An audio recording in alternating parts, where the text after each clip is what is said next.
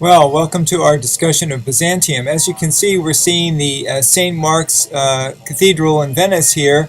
We see the creation dome inside that, and we're actually taking a look at the time of Judaism, Byzantium, and the new empire to the east, where Rome decamped in 476 to a new place. And here you can see the creation dome, sort of summarized as a group of stories from the Bible that show the creation. It was assumed most people that were Christians already knew the stories, so they sort of summarized all the stories of creation. Here you see the ancient world. You see Italy. You can see the boot of Italy. You can see where Rome is. You can see where Ravenna is to the north of it.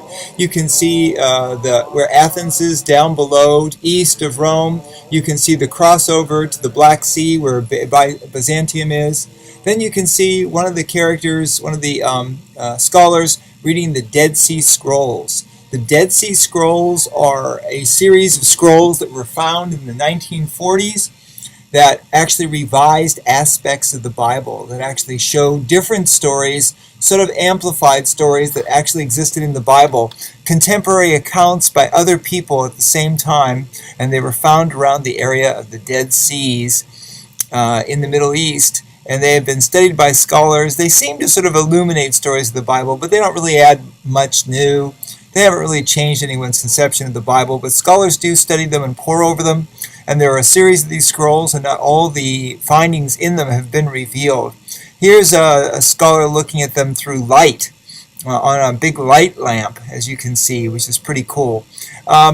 Judaism is a very powerful religion, obviously in conflict with the Egyptians, the Babylonians, and the other empires at the time. You can see here this marvelous painting on a wall shows two menorah, and in the center, the interesting Ark of the Covenant, supposedly where the covenant, where the Ten Commandments were kept, the covenant with man and the Jews, but was lost in antiquity. Here we see one of the early examples of Byzantium churches. This is Santa Costanza in Rome. It's sort of a round church. It sort of changes the shape of churches. Instead of being the long central nave church, this changes to the more Byzantium, more Greek Orthodox style churches. And you can see the central nave here. And this central circular area was considered the baptismary, where people would be baptized. And it became the foundation for later churches that actually used that kind of baptismal structure. In the background, you might be hearing, by the way, some music that actually comes from the period of early Christianity. If you hear some vocal music in the background, it's early Christian music that's being played. And here you see some early Christian examples of sculpture. This is an interesting example. This is in Santa Costanza. There's an actual archway that actually features wine presses and people pressing wine. Now, pressing of wine was a very popular subject in antiquity, but it went out of fashion, of course, for Roman churches where drinking wine was thought not to be correct, until people began to practice the communion, which was a ritual in which they practiced the death and resurrection of Jesus by people drinking the communion wine. So the actual wine became the image of Jesus, and Jesus himself was the wine from which all people drank.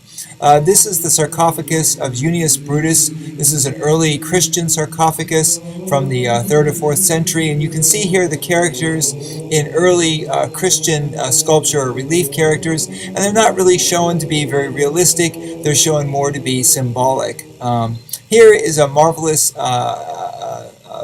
dome sculpture, a dome painting called the Dome of Heaven. It's from an early Christian catacomb, and you can see images of Jesus are painted on the dome to remind people that there are Christians buried there. Here are more relief sculptures just of Christians, and as again you can see, these aren't as realistic sculptures as the Greeks had done. They're more symbolic. They're more to symbolize people's Christianity and their faith. And again, here we have another example of Jesus on the cross. And again, it's almost more cartoonish looking. The faces are flatter, rounder, a little bit more like the statue of Constantine, where he has sort of a rounded face and big eyes, which are to suggest kind of the way they saw people. This is St. Augustine, who's the man who sort of put together Greek and Roman learning with the early church. Augustine figured there was a lot being lost from the Greek and Roman world, and he figured he could put those together with the teachings of the church and make the church stronger. This is San Vitale in Ravenna. Ravenna is a couple hundred miles north and west of Rome, It's near the Adriatic Sea, and it allows people to be more protected. Again, more relief sculptures on tombs there. But San Vitale Ravina is a rounded church and a rounded structure, more in the Byzantine style and less in the Roman style of a central nave and a cross. And here you can see from here, if you look at this painting, you can see where Ravenna was. You can see Florenza. You can see that you're going up the coast and you're moving towards Ravenna. And there you can see Ravenna in the distance off to the north there. Ravenna, once again, by the Adriatic Sea, therefore more protected than Rome was from external invasion. And if you go even further north, you'll be in Venice and Vicenza. And here we see San Vitale Ravina, and you can see the outside vaulted arches that sort of hold the building in place, but you can see the rounded circular structure of the building, sort of octagonal structure, as opposed to the long church inside. And here you can see inside the beautiful lit stained glass inside the church that gives a real sense of radiance, and that's what you get from all of these Byzantine churches. They seem to be very open, very fluid. Here is a nice mosaic of the Empress Theodora and her retinue. Theodora was a mime, and she was the first actress to become a queen of the Roman Empire, married to the Emperor Justinian, who was very, very popular. And here we have the beautiful Hagia Sophia in Istanbul, another example again of this great domed architecture. You see the giant dome hanging above, and it looks like it's suspended in air. But again, off to the right and to the left, you'll see the pendentives, the triangular bases for the giant dome. And here is sort of an outside view. You can see sort of coming into Hagia Sophia inside. You see the beautiful dome in the distance, but you see the smaller mini domes, and you see Arabic plaques in here because, again, the church has been not only a Christian church, but has also been used as a Muslim holy place as well. And the beautiful radiation of light through the domes creates this sense of space and timelessness. Again, more circular in design, more open in space than the churches of the West. And here, going to the West, we actually have the Byzantine style moving into the West. This is St. Mark's Cathedral in Venice, and you can see it almost looks like a Muslim mosque. With the rounded domes on top, and inside you see St. Mark's and how it's aligned, and again the very, very airy open way it moves into the beautiful dome at the center, where we have the creation dome at the center that we began with when we began talking about Byzantine architecture and sculpture. Again, St. Mark's again. From a distance, as you can see all the people outside and the pigeons. Beautiful church, a beautiful part of Venice. Remember, Venice is a beautiful city that has lots of canals in it.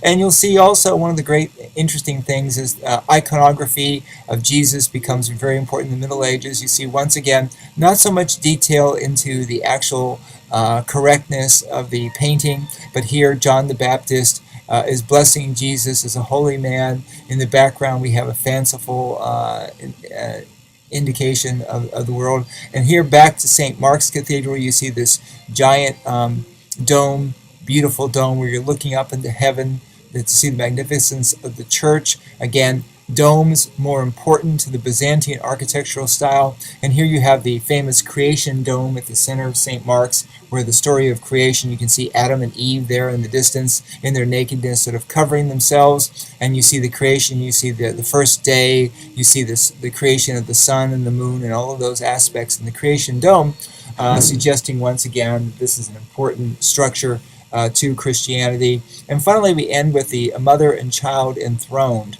The mother and child, once again, the Madonna and the child Jesus, always Jesus shown to be very prescient, very aware, like an old man, only in a child's body.